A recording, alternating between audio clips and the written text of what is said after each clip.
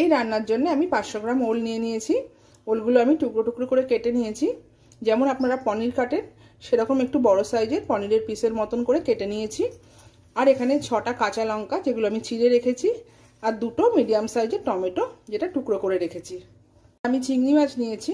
আমি এখানে 300 গ্রাম চিংড়ি মাছ নিয়েছি। চিংড়ি মাছগুলো ধুয়ে পরিষ্কার করে রেখেছি। এবার এগুলোকে লবণ আর হলুদ মাখিয়ে নেব।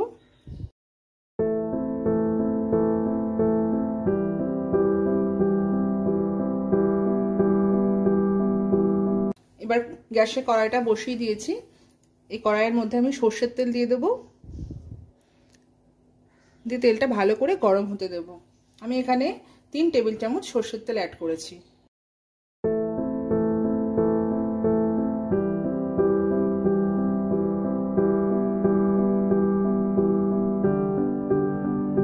মাছগুলো ভালো করে ভাজা হয়ে গেছে। আমি মাছগুলো উঠিয়ে নিচ্ছি।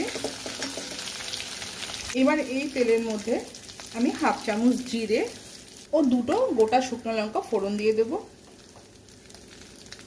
দিয়ে ফোড়নটা আমি একটু 20 থেকে 30 সেকেন্ড নাড়াচাড়া করে নেব।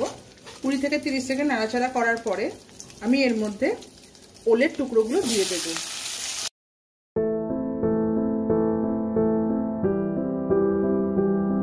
এবার ভালো করে ওলটা আমি ভাজবো। ওলটা ভাজা হয়ে গেছে ভালো মতনই। এবার এর মধ্যে আমি 1 চামচ লবণ, 1 টিস্পুন লবণ ও 1/2 টিস্পুন হলুদ দিয়ে দিচ্ছি। ও এর মধ্যে 1 টিস্পুন জিরে বাটা আমি দিয়ে দেব।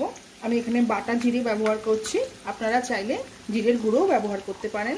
1/2 টিস্পুন শুকনো লঙ্কা গুঁড়ো, যে কাঁচা লঙ্কাটা আমি ছিঁড়ে রেখেছিলাম সেই 6টা কাঁচা লঙ্কা, ওর যে টমেটোগুলো টুকরো করে রেখেছিলাম সেই টমেটো টুকরোগুলো আমি এর মধ্যে দিয়ে দেব।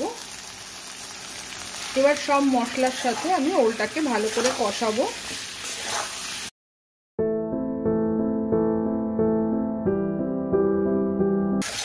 কষানোর সময় গ্যাসের ফ্লেমটা মিডিয়ামেই রাখবো। চিংড়ি মাছ দিয়ে তো আমরা অনেক রকম সবজি খেয়ে থাকি, ইঁচড় চিংড়ি বা পটল চিংড়ি বা লাউ চিংড়ি, কিন্তু ওল চিংড়িটা সাধারণত খুব একটা খাওয়ার প্রচলন নেই। তো আজকে আমি আপনাদের সঙ্গে এই একটা অনেক পুরনো দিনের রান্না, যেটা আমাদের ঠাকুমারা বা তাদের মায়েরা হয়তো বানাতেন, এখন আর সেভাবে বানানো হয় না।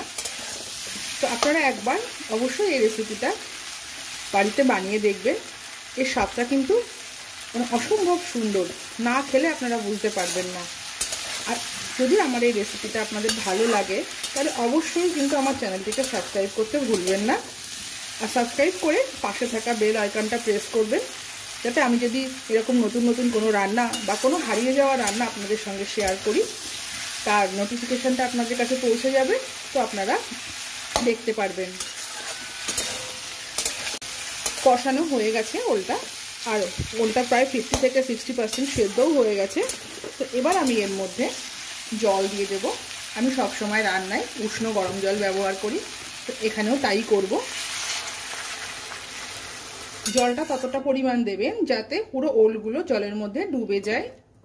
এবার আমি ঢাকনাটা দিয়ে 8 থেকে 10 মিনিট এটাকে ফুটতে দেব, আর গ্যাসের ফ্লেমটা মিডিয়ামেই রাখবো। 10 মিনিট হয়ে গেছে, আমি ঢাকনাটা খুলে নিচ্ছি। এবার এর মধ্যে আমি ভেজে রাখা চিংড়ি মাছগুলো দিয়ে দেবো।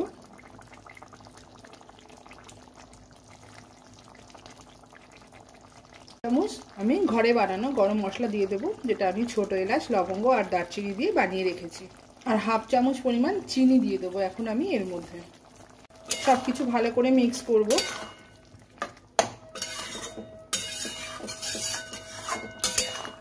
মিক্স করে আমি ঢাকাটা দিয়ে আরও 5 মিনিট মতন রেখে দেবো।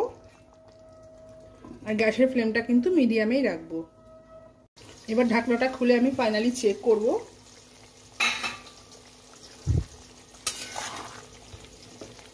হ্যাঁ, একদম ওলগুলো গলে গেছে আর অসম্ভব সুন্দর গন্ধ বেরোচ্ছে। চিংড়ি মাছ দিয়ে কোনো কিছু রান্না করলেই তার গন্ধটা কিন্তু অসম্ভব সুন্দর বেরোয়। এই রেসিপিটা গরম গরম ভাতের সঙ্গে খুবই ভালো লাগবে। তো অবশ্যই একবার কিন্তু আপনারা বাড়িতে এই রেসিপিটা বানিয়ে দেখবেন।